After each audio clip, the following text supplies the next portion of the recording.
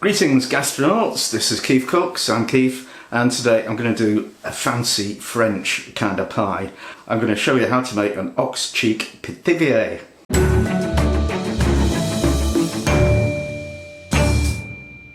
So the French really never got the hang of making pies as we Brits understand them, but the Pithiviers it's not a bad attempt. It's actually it can have sweet filling or savoury, and it comes from the town of Pithivier in France, hence the name. So for this one I'm doing quite a fancy thing involving ox cheeks because I managed to get some and they're wonderful, and that'll be layered with carrots and green beans, and it'll look fantastic and taste fantastic. So yeah. Anyway, before we start, a couple of shout outs. One to Windle Renault, who called me a crazy old beep and asked me to do more pies. So, you know, Wendell, it's kind of a pie. And also to Bing Findlater, who might be surprised that his friend Connor Casey asked me to give him a shout out because Bing is apparently a massive fan, and we love that. Right, if you like this video, give it a like, share, subscribe, make a donation, become a patron, all of that marvellous stuff, and I'll love you forever. And yeah, so anyway, enough waffling, let's get on with it. Okay, I need to make the filling first because it takes quite a while, like 3.5 to 4 hours in fact. So ingredients for the filling: I've got ox cheek, I've got a teaspoon of sage and a teaspoon of salt, I've got some celery, some carrots, medium onion, and ½ litre of beef stock made up from 1 cube. So mix your sage and salt together and then just rub it into the cheek. Now this is, there's about ½ kilo there actually. There's a lot of scrag on it, so I need to trim that off first. So I was going to say, I'm not sure if this is 1 cheek and a bit. I think it probably is. So if you just wiggle the tip of your knife under the silver skin, they call this, and then you can kind of slice horizontally.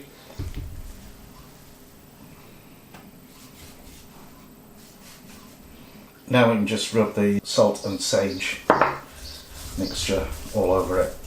So set that on one side, and we need to prep the veg. So you need to peel and finely chop the onion, peel and finely chop the carrots, and finely chop the celery.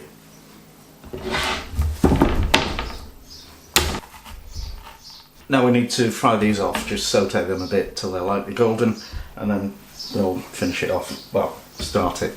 Alright, so I just need this on sort of medium heat and need some fat or oil in it. This happens to be beef dripping, because, you know, beef. Not a huge amount, just enough to coat the vegetables.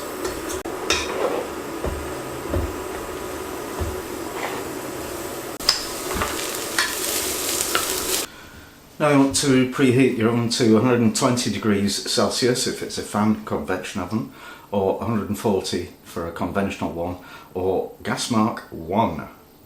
And we're going to cook the casserole for at least 3.5 hours. If the meat isn't falling apart after that time, give it more time. Okay, that looks pretty good to me. So I'll turn off the heat and transfer some of it to the casserole dish. This is just to make a bed to put the ox cheek on. So just lay that in there, and the rest of the veggies all around it and over it, and then just pour on the stock or the wine. And it will need to come up to the top of the ox cheeks. So if you haven't got enough for that to happen, just add a bit more water, I think. Pop the lid on and stick it in the oven.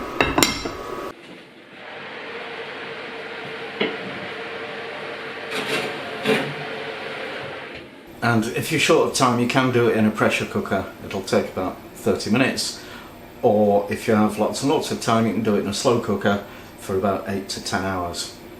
Either way, you'll get nice, well, meltingly tender meat. That's what we're after.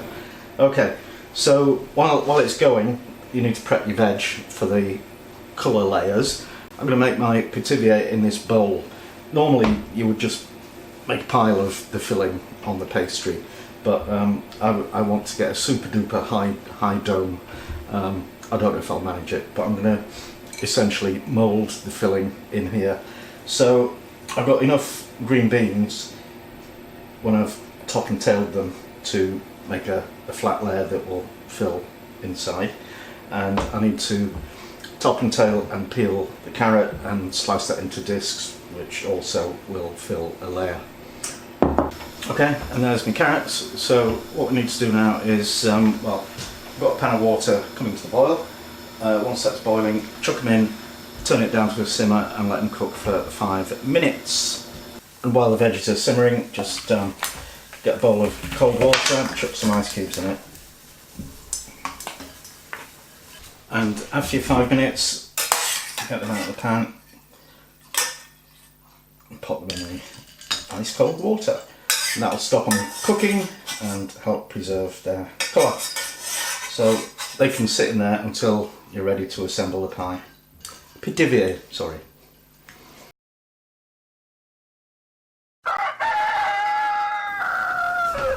Right, continuity fans. Things got pretty complicated yesterday afternoon, so I wasn't able to finish it. So it's the next day. So I missed a bit. When you take it out the oven, you want to fish out your ox cheeks and stick them in the fridge to cool. Actually, these are set like concrete. Which is okay. There's a bit of jelly in there, that'll be good. Because that'll be nice and unctuous. Now what you want to do is shred it. I'll probably end up using my fingers to do this. Okay, meat's all shredded, so I'm going to pop it in this big bowl. And I want to mix in that bit of jelly and just a little bit of the cooking liquid and some of the veggies. Because I think, you know, solid meat is going to be a bit, well, not very nice really.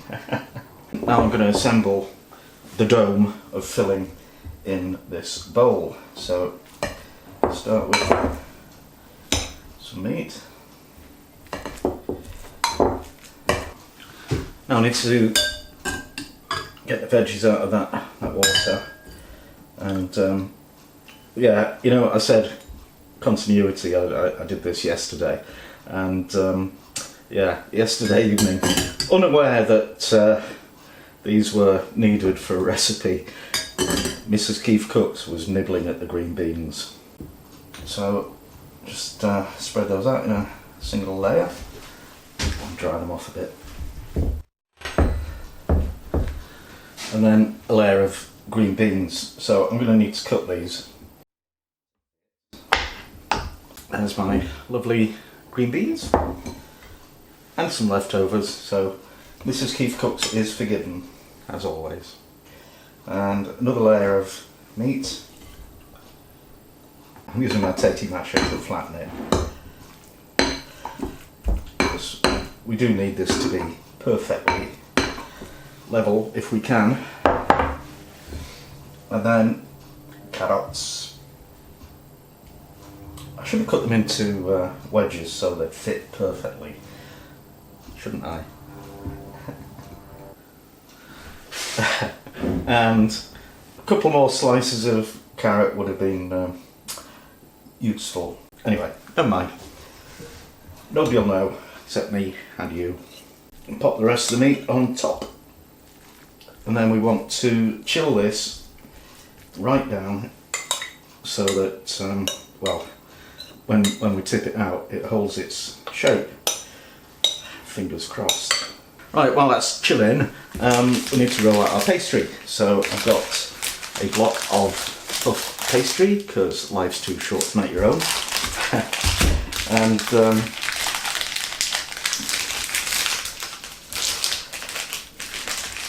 next challenge is getting it open. Look at that.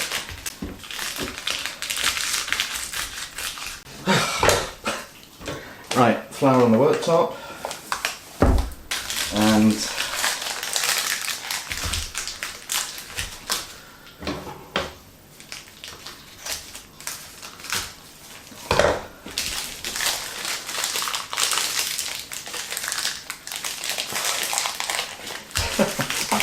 enjoying this. Here you go.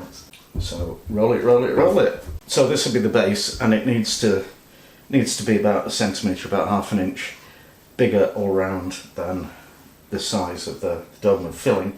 So I reckon this, if I cut round this bowl, that'll do it.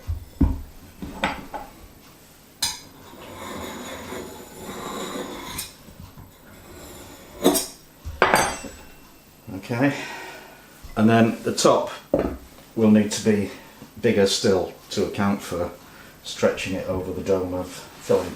So I'll use this side plate as my guide for cutting the top. So I'll cut the disc bigger than the plate.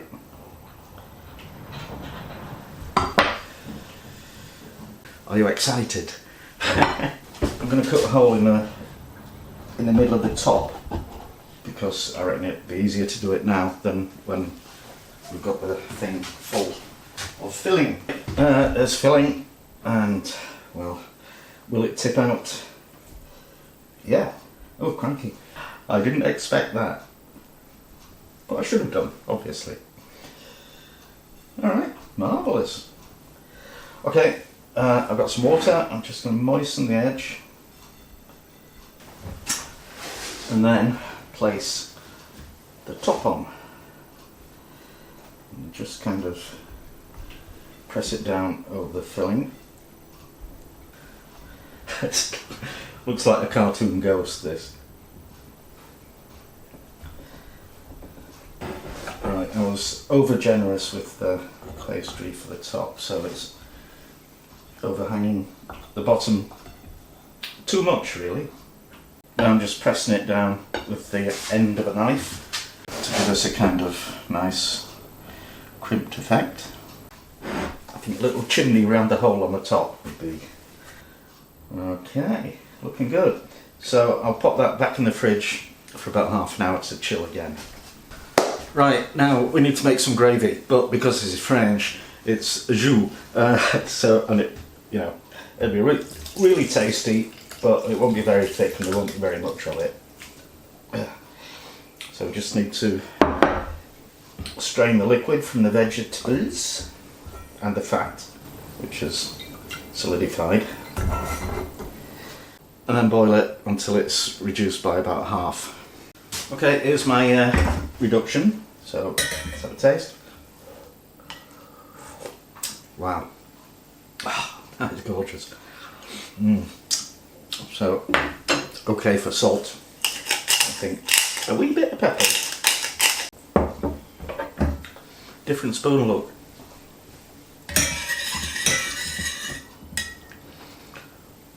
Oh yeah, that's grand.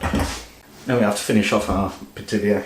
But before we do that, you want to get your oven preheating to 160 degrees Celsius for a fan oven, or 180 for a conventional one. Gas mark 4. Now we need to glaze it, so I want a beaten egg. And we just need to paint the Pithivier all over. Now the slightly tricky bit is to, with the tip of a small knife, just score some curved lines in the pastry. Pretty hard to do when you're working on the wrong side. So the idea of this is that as the puff pastry puffs up, it will expose or highlight these lines, and it looks terrific. This goes in the oven for about 30 minutes. I might turn it round halfway through.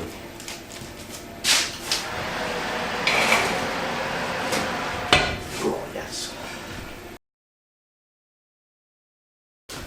Okay, it's had 30 minutes plus an extra 10 because it wasn't quite cooked enough, but I think it's done now. Oh my, look at that. Cool. Looks like a Frenchman's berry. Oh wow. Hasn't leaked at all, which I'm very surprised at. Got a little hole in it, but that's okay. Right then, what shall we do? Taste test maybe? Okay, let's cut this thing open.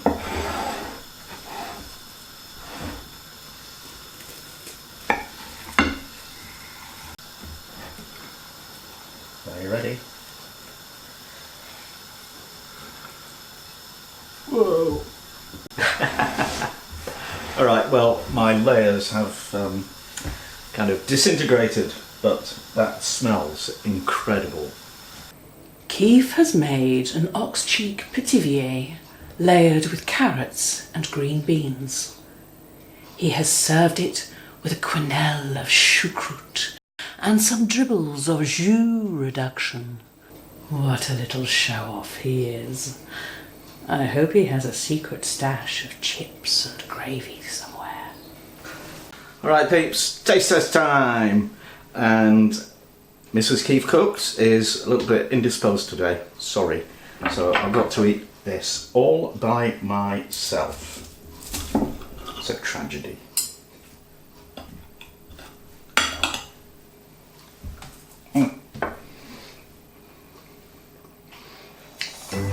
It's not really.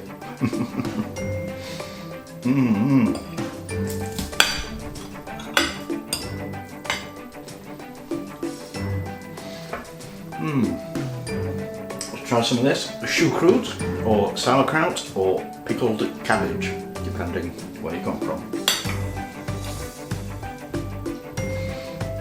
Ooh.